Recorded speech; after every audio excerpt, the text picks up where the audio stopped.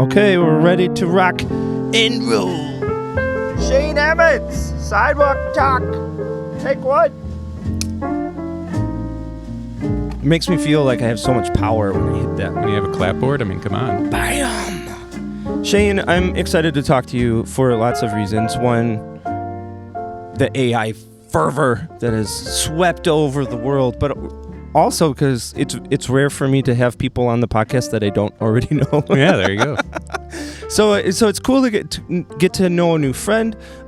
Did you grow up in Saginaw, or where are you from? I was Navy brat, but ended up in Lapeer. Oh yeah. Then what was it? It would have been like sophomore year of college. Got a internship in Frankenmuth with the insurance company there, and then moved into Saginaw a couple years later. I've been here just 22 years, I think. Really? Yeah. I was just working in Lapeer. Oh yeah? On Monday. Yeah, things are happening downtown. Yeah, I like Lapeer. My brother's still down there. Yeah, it's a cool little Main Street community. It is. Creative, kind of quirky. They love their dogs and oh yeah, they got. Lapeer has completely changed from when I grew up there, but it's been a cool place. Yeah. Jim Alt, the Main Street director, he's a rock star. He's doing a lot of stuff.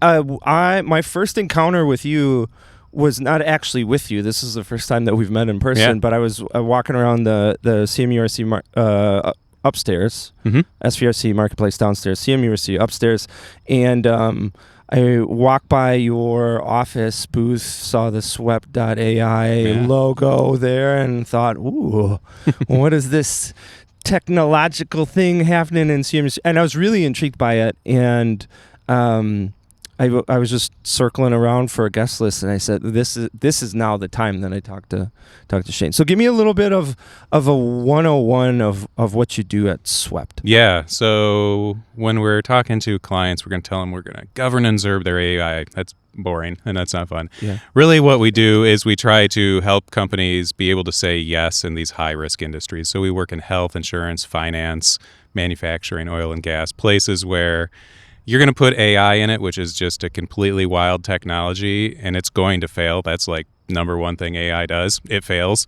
And so how do you do that in a responsible and trustworthy manner and actually get it out there? So that's what we do. We try to bring trust and reliability to an inherently untrustworthy, unreliable piece of tech. See, I'm already so interested in what you're saying because you said that's what AI does. It fails. And I think the prevailing thought about AI, at least publicly, is I pull up ChatGPT or Claude, I type in my little genie wishes, and out comes the most perfect everything. Everything is accurate. Like it does exactly what I want. But you're saying that's not really how that works. Not even close. Tell me more about that element of AI and that it does make mistakes. It does fail. Yeah, I mean, the way AI is built, well, the AI we're talking about, the AI from when I went to school 20 years ago, is completely different. But fundamentally, this AI is essentially it reads all of the internet, just every single thing it can find. And then when you ask it a question, it's looking for stuff that's close to what you're saying, and there's a ton of it. Some of it's over on Reddit just making fun of people, and some of it's in scientific journals, and some of it's in papers and books. And so it's flipping a coin every single word to decide where's the next place I'm going to go. And the problem is you have trolls on the internet who have told you that the best way to keep cheese on your pizza is glue. It has no idea that that's right or wrong. That's a fact it read somewhere. It doesn't understand jokes or sarcasm. You couple that with also if it's jumping across different sources of truth to itself, it just kind of makes things up. I mean, that's ultimately all AI is. It is a pattern matching machine that does a really cool job and a great trick on our brains to feel like it's smart.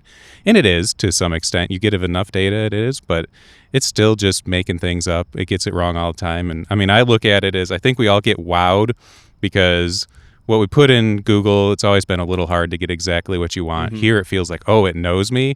But also when you look at the stuff it produces, this is like C-level stuff. It produces the most average stuff around, which it's good if you need average, but it's not going to give you what you really need if you want something better than that. Yeah, you said something there. It's looking at like language and patterns. Can you talk more to the layman who might be pulling up ChatGPT and they don't really know the mechanism of how it works. Like how does that work? These totally large language models and things. Yeah. Like that. So the basic one that starts things that I used to do in college was it's called a Markov chain, but this is the first thing. So imagine it reads an entire book like Moby Dick. And then every time it sees a word, it puts in a little database, what's the next word I saw? So every time I see what's it, whale, Ahab, whatever, it creates this list of words that come after the word that come after the word Moby, that come after the word Ahab. It creates this giant database of that. And then what you do is you prompt it. So you start typing something, and whatever word you end with, if you end with the word and, it's going to go look in its database, what words come after the word and. I'm going to randomly pick one of those, put it next. Now look at what that word was chosen, go back in the database and keep doing this till you essentially tell me to stop. So that's the original part of this. So the big breakthrough in 2019, they call them transformers, but essentially you take that same idea, but you add something called attention. So instead of just randomly picking words, it's going and looking back to everything that's been said before in this conversation to give weight to those other ones of like, oh, because you're talking about whales and books, you're probably talking about Moby Dick. Versus before, it would be random luck if it ever got there. I used to use it to write synthetic music. I'd like give it all the Beatles guitar tab and say, hey, just go write me a new guitar tab that kind of looks like what the Beatles do. And it did an okay job. And now you can do it more of like, give me a guitar tab that's like yesterday or something like that, because it can get the context of that. So there's all kinds of super fancy math that has multiple dimensions that none of us really understand. We know that the computer can think in thousands of dimensions. We can think in 3 or 4.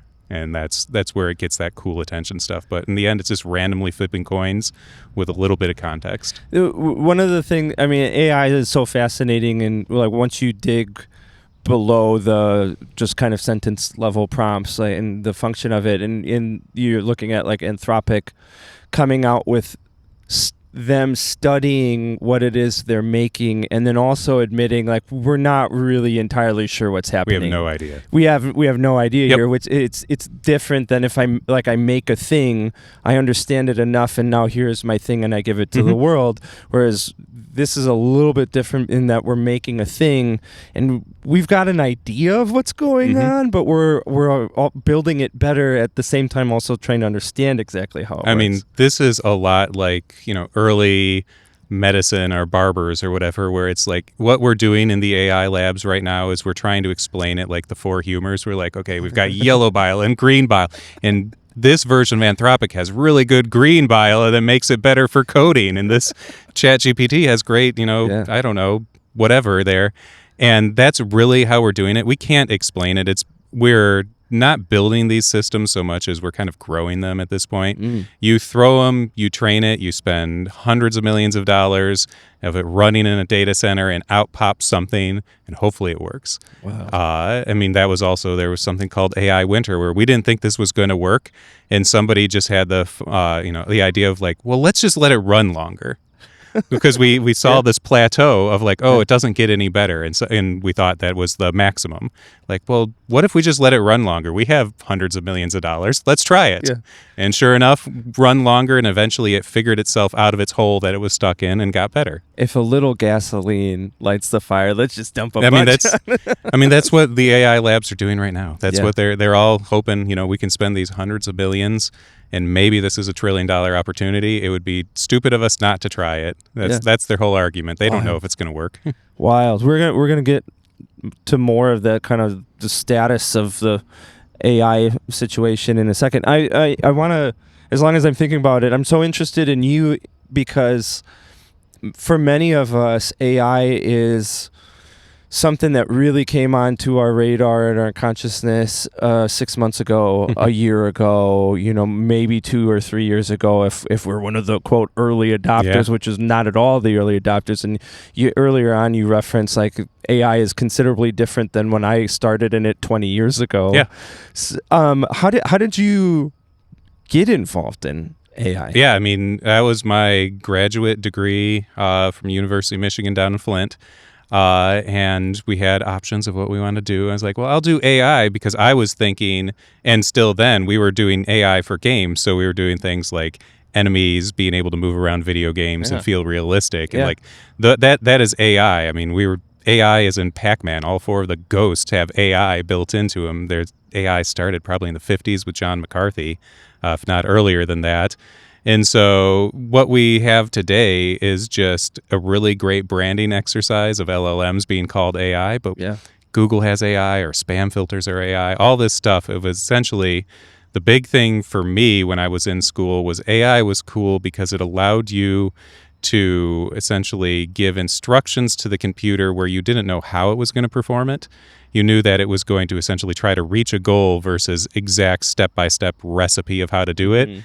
We could get something closer to bake a cake than here are the steps to bake a cake. And that was a cool thing that computers just, in my mind, wasn't something we had thought of before. You know, we had for 80 years, but how that played out was just extremely cool. Yeah, that seems like that capability to be more goal-focused than process knowledgeable is what would lead AI to the potential to affect things at scale, because then you're not involved in every step. You don't have to understand every single thing. You give it a task and then it can go and figure it out. Right. I mean, and that's why ChatGPT was so cool when it came out, because none of the people at that lab could ever predict all the crazy things we were going to do with it. But it was so broad of its entire thing was make this user happy with what you're saying, what you're going to respond to it with was the goal it had. It's also what created sycophancy and all this stuff that we have problems with now. But in the end, that's all they were doing was like show them what it looks like to make people feel good about your conversation and go. Wow. Last year, I think it was in Frankenmuth, you gave a talk about the hype, the hope, and the harm of AI. Yeah, I did. I was actually remember that now. I did some stalking of you. Yeah, I forgot about that one. No AI included in that stalking I did of you on Google. Oh, you should have. Well, technically, Google had AI in there if you didn't. Yeah, that's fair. You didn't. Which really interested me in talking to you, because we tend to right now the impression about the state of AI is either it's very polarized. Either you think that it is the future, it's the technology that will liberate us from work, and it's finally the thing that will give us the future that we deserve as human beings, with so many applications that it's perfect. And then there's the other side of the spectrum that says it is a matter of weeks before it takes over the world and destroys us all. And when I found your hope, hype, harm kind of framework, it struck me as one of the first reasonable people talking about AI, because we're in the thick of like the graduation season, and you see all these keynote speeches about like how you better use AI or you're going to be left in the dust. Like, this is the future, people, and graduates are booing and things like that. And like here you are speaking reasonably that there's hype, there's hope, and there's harm when it comes to AI. So I'd love to talk about each one of these 3 points with you. When it comes to AI, what is the hype? So I think the biggest hype is that AI is going to take all of our jobs or render most of them just not, useless. And I just think that doesn't make sense to me. Even when we get to this idea of AGI or something, and that, we'll have entire companies run by one person and just a bunch of AI, I usually just go back to fundamentals and go, what is this company going to do? If it's just a bunch of AI talking to each other to do stuff to make other AIs talk to each other, I was like, that's a waste of time. I might as well turn off all those companies. Like, what is, I know this is where I get also philosophical of like, what is the point of any of these companies that we have? It's really just to keep us busy of like, it's keep us busy to make us have money, be consumers. But like most of the businesses don't need to exist. They need to exist to keep us busy and doing stuff. And AI is not going to take that all away, because it's just not going to generate money. Who's going to pay it to do anything if none of us are doing anything? I find there's a gap. There's no doubt, like in the 80s when, I think it's technically late 70s, spreadsheets came out and accountants were very worried because it was like all of the accounting jobs that, it used to take a week to update a number on a spreadsheet because you had to manually do it on paper, and then Lotus 1, 2, 3 and Smartsheet or whatever they were came out. And it's like, oh yeah, they're going to lose it. And you lost a couple 100,000 jobs of people writing paper, and now everybody uses Excel. Same thing, I think, is likely to happen with AI. We're going to have some things that we do today that AI does really well because they're rote, but we didn't have a way to automate them because there was a little bit of randomness and judgment that's going to go away. But we also all have now this tool that's just going to create more work. I don't think in human history we've ever not created more work for ourselves. That's just what we do. We find problems. We're both lazy and we get bored easy. And so those two don't make for a really good, we're going to all live on UBI and paint or something like that. It's just not going to happen. Well, you look at the history of essentially the world. You go back to the Industrial Revolution and beyond that, the entire idea was that we are creating this technology so that we can have lives focused around leisure rather than work. And so many of the writers at that time were predicting the 3-day work week, the 1-day work week, and this is going to be so great because now we're going to have these machines to do all of this work for us, and we'll be able to focus on art and love and our families, and which sounds amazing. Yeah, it sounds amazing. Let's just be clear. But then what ended up happening, especially in the United States, we're compulsively working. We're working more than we ever have before. And so what's interesting about what you're saying is that you're looking at evidence from history of similar situations and saying people thought the same thing then, and that didn't come true. It's a little naive to say that this right now is different than anything we've ever seen. It's we have to find something novelly different than this, and I just don't personally see it at all. I just don't believe we're going to let a bunch of computers run companies and somehow that's going to generate money. You need inputs of human labor somewhere in there. Are you willing to say that you might be wrong about that? Oh yeah, it's who knows. I definitely wouldn't predict the future. I bet. I mean, I'm an entrepreneur. I'm betting. I have no idea if I'm going to succeed. Yeah, we're all just making stuff up. We're all making stuff up. We're betting. I'm confident enough to say I bet I'm right, but I know that over the last I guess I've been doing startups for nearly 15 years. I've been wrong slightly less than half the time, probably, maybe even slightly more. You only got to be right sometimes. Yeah. It's kind of the name of the game. It's the strong convictions loosely held. Exactly. You got to hold them, defend them, but new information. So what? We'll change the opinion. We'll see something. It's true. Same thing goes for data centers, and I think everybody gets up in arms right now. I have no idea where they are because we hear about the water stuff, and then I hear, a golf course uses 10 times more water than a data center. I was like, I might like data centers dislike them for a different reason, but I can't really fault the water thing if I care anything about golf. Correct. Let's not get into the data center conversation, except for I do want to say that I think there's a layer to that conversation that we have to be more self-aware of, in that the perception that is driven by the media that we consume. Oh yeah. In that, you're thinking about not just the data center issue, but politics, world issues. Why do I think the way that I do about things? I think we have to be more critical and self-critical of the media that we consume, rather than just relentlessly pursuing things that confirm our bias. Being able to say, is that golf course water thing actually true? And actually digging into the data and saying, is that actually true? And then that might reframe how you approach it. We do have to be mindful about land resources and water resources and whatnot. But if I'm going hard against the data center, but I play golf every single day of the week, there's some kind of thing that has to happen. I think too, it's rightfully everybody. A lot of people, like we said earlier, are frightened about it. Yes. There is real harm with AI. We were founded on seeing harm, and this can't be done this way. And so there's no doubt there's real harm, and what we needs to be thought of way more, and it also needs to involve the people around it and not just be forced upon us. I think that's probably the biggest one we get right now. And before people start coming for me in the comments, your skepticism is well placed. It's good to be skeptical of new things. Our encouragement is let's all do our due diligence and think about it and research it and get good information. Yeah, exactly. The end. Before I get to the hope of it, I'm curious, when you're talking about swept, how do you help these companies? Like when you're going in and you're saying we want to prevent it from failing and we want to be safe and all of those things. How do you do that? Yeah, like the physical, how do you do it? Yeah. So I think that's probably best with an example. We have a company that we work with that helps do clinical research of rare diseases.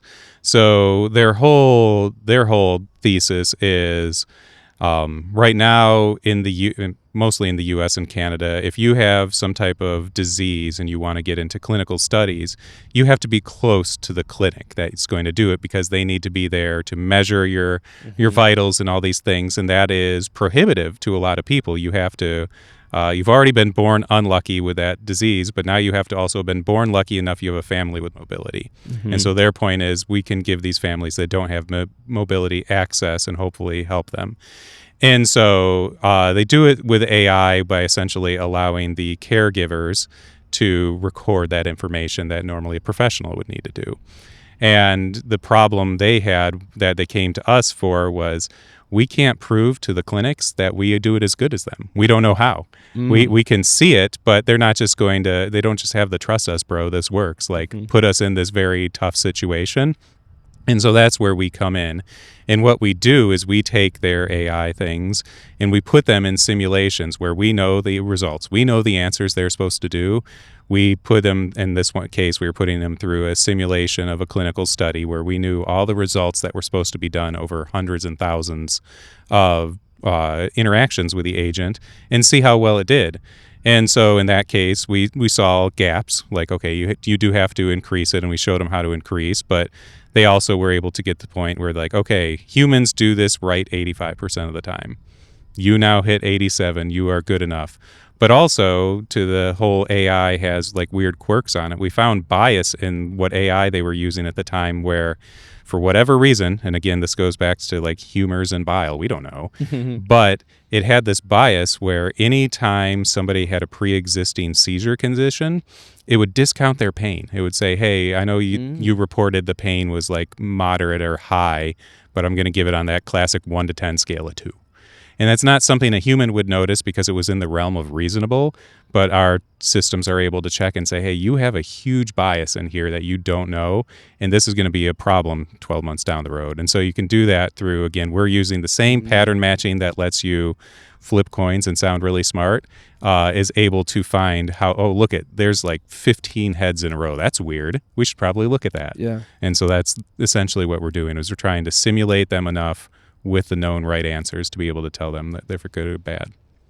I love what you're doing because it really fills this gap of safety when it comes to AI, because we hear like it's amazing and perfect, and we hear it's going to take over the world, but we never hear about like who is helping keep it safe. Right. Like you hear the AI doc, and you know, safety versus development and spending in AI is like 2,000 to 1, and they're just like, well, we're just going to keep building this and we'll figure out the safety thing later.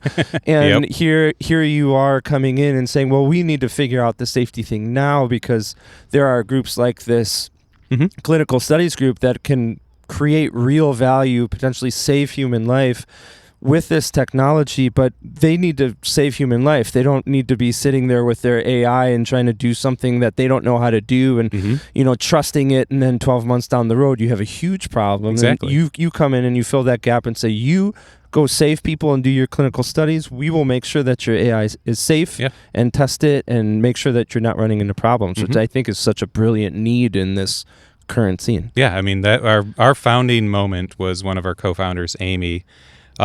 She read about the National Eating Disorder Association that had a labor dispute, so they fired their people and put essentially a ChatGPT in to talk to kids. Yeah.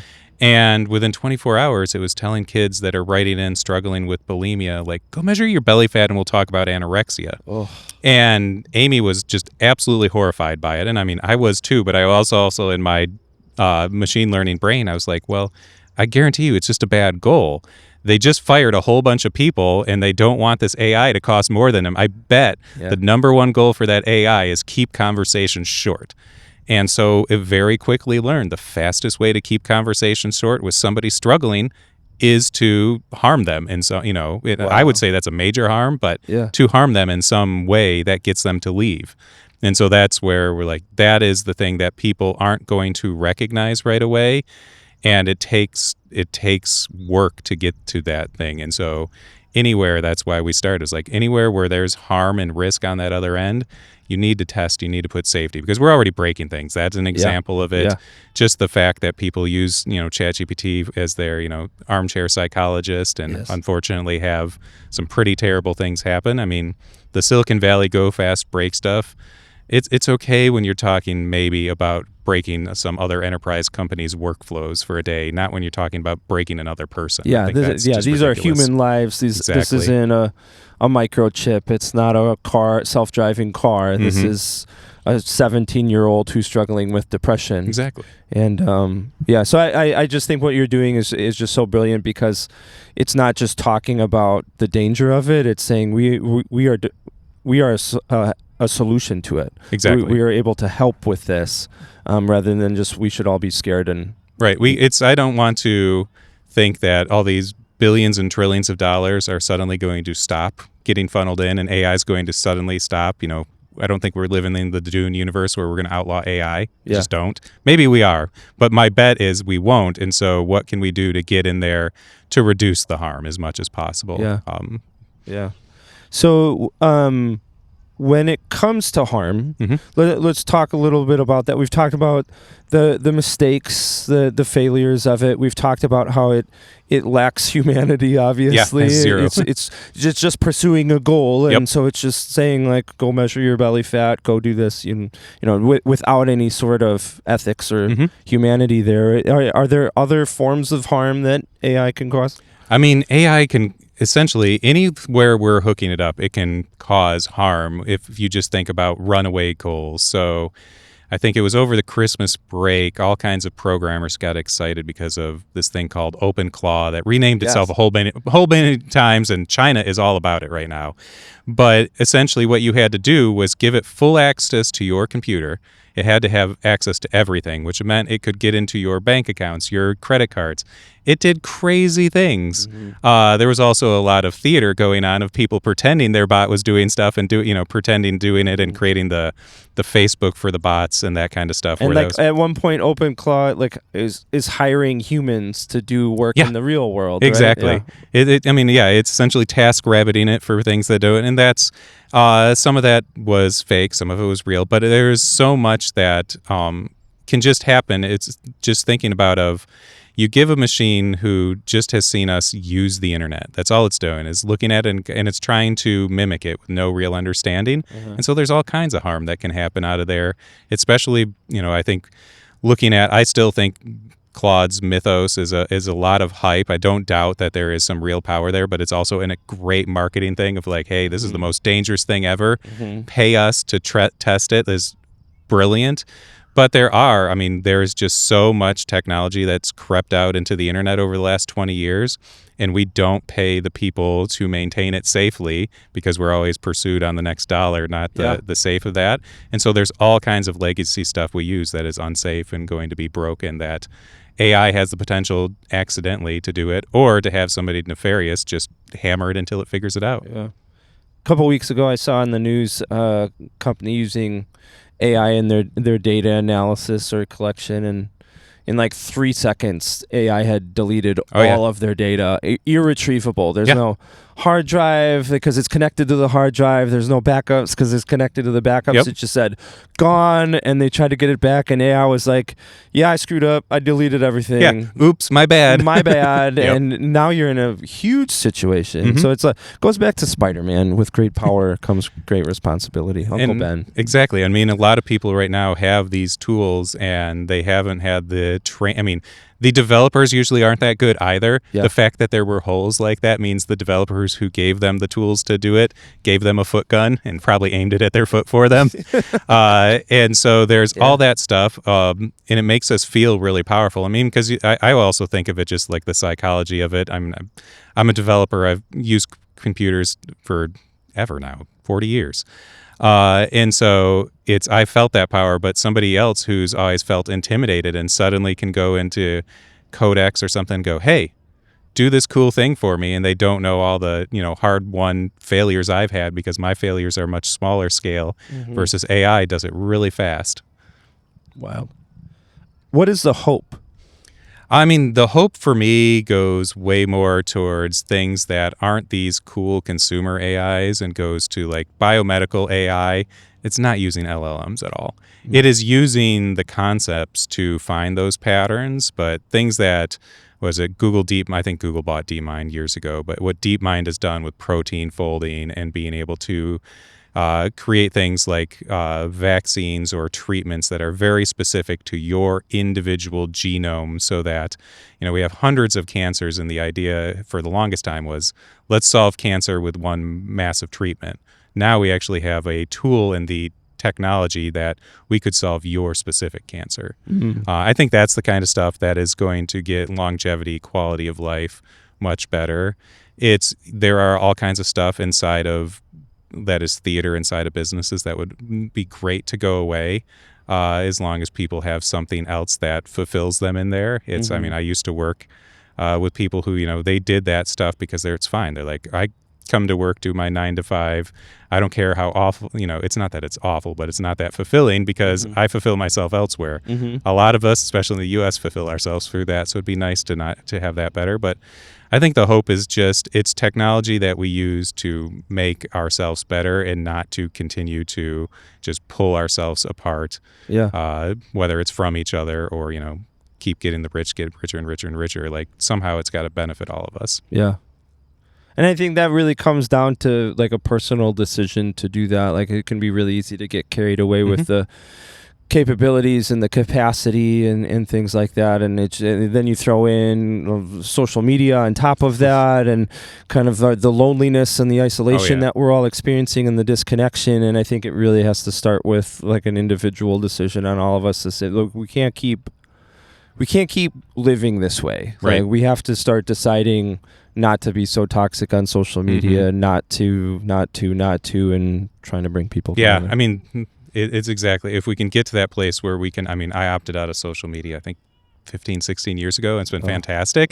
But I don't begrudge anybody who can't, because I got out early enough and the algorithms just get better and better and better. I'm no stranger to that idea of like they're trying to addict you. So now they got AI to do it even better. They got us cracked down to the chemicals in our brain. Oh yeah, they know exactly everything about us. And that to me is the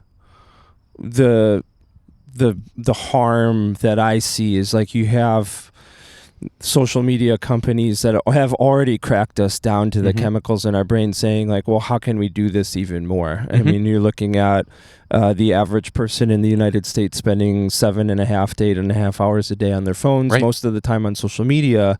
Like, what is beyond that when you say, well, most of our conscious waking time is spent on our phones on social media, and they're going, yeah, but we got this AI thing, we can do this even more. Can we get hour 9, 10, 11? Can we get 10 and 11? What if we could make it so AI makes it so that people don't have to sleep, and then we have their attention for 22 hours a day as opposed to 8 hours a day? And that to me is kind of the scary part, because they have the resources, the technology, they have the ball running, and meanwhile we're making posters on ChatGPT. Like that to me is not the harm. The harm is the stuff that we're not aware of. 100%. I mean, thinking about that exactly, it goes back to that AI has single-minded goals. A lot of companies do. Netflix, YouTube, how long can we get your eyeballs on our screen and just ours?